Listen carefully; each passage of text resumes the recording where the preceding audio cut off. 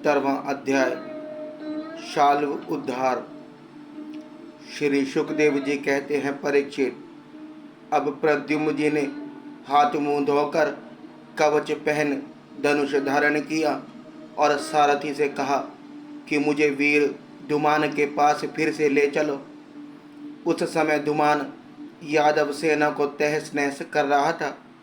प्रद्युम्न जी ने उसके पास पहुंचकर उसे ऐसा करने से रोक दिया और मुस्कुराकर 8 बाण मारे। 4 बाणों से उसके 4 घोड़े और एक एक बाण से सारथी, धनुष, ध्वजा और उसका सिर काट डाला। इधर गद, सात्यकी, सांब आदि यदुवंशी वीर भी शाल्व की सेना का संहार करने लगे। 100 विमान पर चढ़े हुए सैनिकों की गर्दनें कट जाती और वे समुद्र में गिर पड़ते।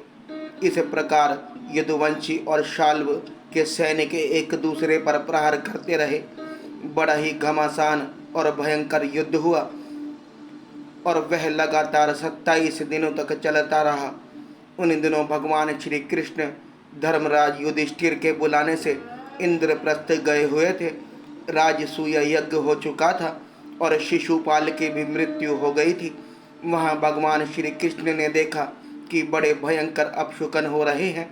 तब उन्होंने कुरुवंश के बड़े बूढ़े ऋषि मुनियों, कुंती और पांडवों से अनुमति लेकर द्वारका के लिए प्रस्थान किया। वे मन ही मन कहने लगे कि मैं पूज्य भाई बलराम जी के साथ यहाँ चला आया। अब शिशुपाल के पक्षपाती क्षत्रिय अवश्य ही द्वारका पर आक्रमण कर रहे होंगे। भगवान श्री कृष्ण ने द्वारका में पहुंचकर देखा कि सचमुच यादवों पर बड़ी विपत्ति आई है। तब उन्होंने बलराम जी को नगर की रक्षा के लिए नियुक्त कर दिया और सौभपति शाल्व को देखकर अपने सारथी दारुक से कहा, दारुक, तुम शीघ्र से शीघ्र मेरा रथ शाल्व के पास ले चलो। देखो, यह शाल्व बड़ा मायावी है, तो भी तुम तनिक सा भी भय ना करना। भगवान की ऐसी आज्ञा पाकर दारुक रथ पर चढ़ गया और उसे शाल्व की ओर ले चला। भगवान के रथ की ध्वजा गरुड़ चिन्ह से चिन्हित थी। उसे देखकर यदुवंशियों तथा शाल्व की सेना के लोगों ने युद्ध भूमि में प्रवेश करते ही भगवान को पहचान लिया। परीक्षित, अब तक शाल्व की सारी सेना प्राय नष्ट हो चुकी थी। भगवान श्री कृष्ण को देखते ही उसने उनके सारथी पर एक बहुत बड़ी शक्ति चलाई। वह शक्ति बड़ा भयंकर शब्द करती हुई आकाश में बड़े वेग से चल रही थी और बहुत बड़े लूके के समान जान पड़ती थी। उसके प्रकाश से दिशाएं चमक उठी थी। उसे सारथी की ओर आते देख भगवान श्री कृष्ण ने अपने बाणों से उसके सैकड़ों टुकड़े कर दिए। इसके बाद उन्होंने शाल्व को 16 बाण मारे और इसके विमान को भी, जो आकाश में घूम रहा था, असंख्य बाणों से छलनी कर दिया। ठीक वैसे ही जैसे सूर्य अपनी किरणों से आकाश को भर देता है, शाल्व ने भगवान श्री कृष्ण की बाईं भुजा में, जिससे सर्वांग धनुष शोभायमान था, बाण मारा। इससे सर्वांग धनुष भगवान के हाथ से छूट कर गिर पड़ा। यह एक अद्भुत घटना घट गई। जो लोग आकाश या पृथ्वी से यह युद्ध देख रहे थे, वे बड़े जोर से हाय हाय पुकार उठे। तब शाल्व ने गरज कर भगवान श्री कृष्ण से यो कहा, मूढ़, तूने हम लोगों के देखते देखते हमारे भाई और सखा शिशुपाल की पत्नी को हर लिया तथा भरी सभा में, जबकि हमारा मित्र शिशुपाल असावधान था, तूने उसे मार डाला। मैं जानता हूँ कि तू अपने को अजय मानता है। यदि मेरे सामने ठहर गया तो मैं आज तुझे अपने तीखे बाणों से वहाँ पहुँचा दूंगा जहाँ से फिर कोई लौट कर नहीं आता। भगवान श्री कृष्ण ने कहा, रेमंद, तू व्रता ही बहक रहा है। तुझे पता नहीं कि तेरे सिर पर मौत सवार है। शूरवीर व्यर्थ की बकवाद नहीं करते, वे अपनी वीरता ही दिखलाया करते हैं। इस प्रकार कहकर भगवान श्री कृष्ण ने क्रोधित हो अपनी अत्यंत वेगवती और भयंकर गदा से शाल्व के जत्रु स्थान हंसली पर प्रहार किया। इससे वह खून उगलता हुआ कांपने लगा। इधर जब गदा भगवान के पास लौट आई, तब शाल्व अंतर्ध्यान हो गया।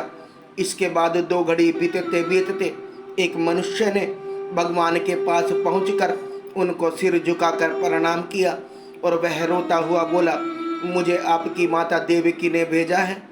उन्होंने कहा कि मैं अपने पिता के प्रति अत्यंत प्रेम रखने वाले महाभाव श्री कृष्ण शाल्व तुम्हारे पिता को उसी प्रकार बांध कर ले गया है जैसे कोई कसाई पशु को बांध कर ले जाए।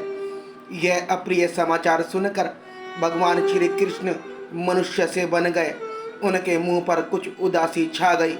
वे साधारण पुरुष के समान अत्यंत करुणा और स्नेह से कहने लगे, अहो मेरे भाई बलराम जी को तो देवता अथवा असुर कोई नहीं जीत सकता।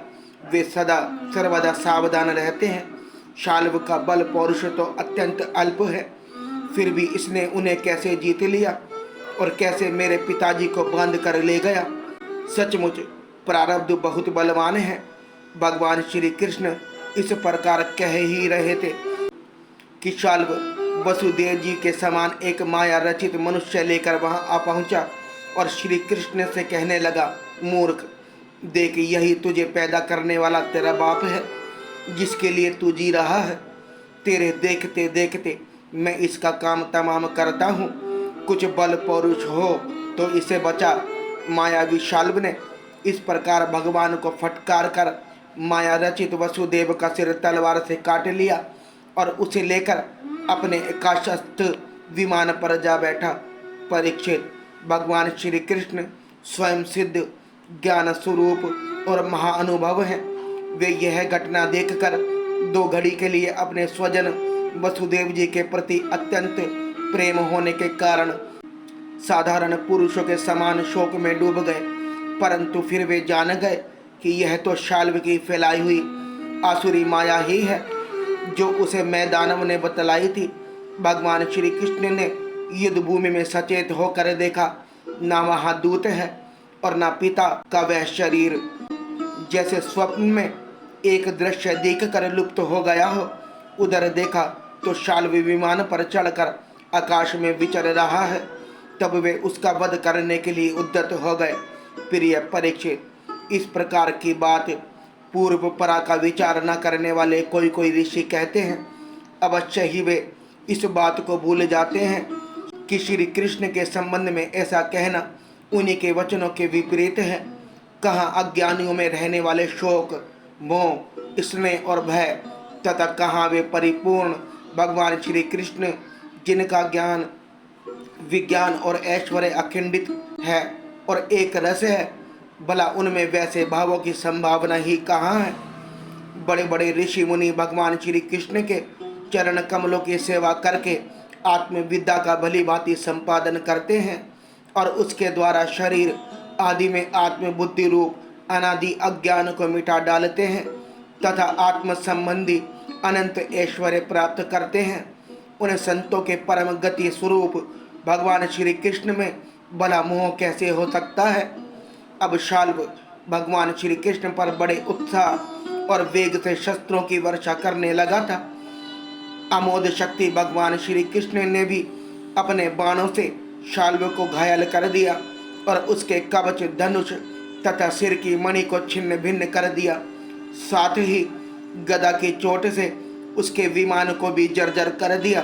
परीक्षित, भगवान श्री कृष्ण के हाथों से चलाई हुई गदा से वह विमान चूर चूर होकर समुद्र में गिर पड़ा।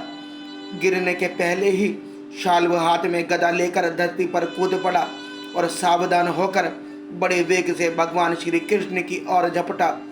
शाल्व को आक्रमण करते देख उन्होंने भाले से गदा के साथ उसका हाथ काट गिराया। फिर उसे मार डालने के लिए उन्होंने प्रलयकालीन सूर्य के समान तेजस्वी और अत्यंत अद्भुत सुदर्शन चक्र धारण कर लिया। उस समय उनकी ऐसी शोभा हो रही थी मानो सूर्य के साथ उदय आंचल शोभायमान हो।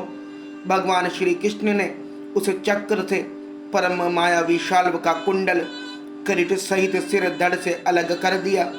ठीक वैसे ही जैसे इंद्र ने व्रज से वत्रासुर का सिर काट डाला था।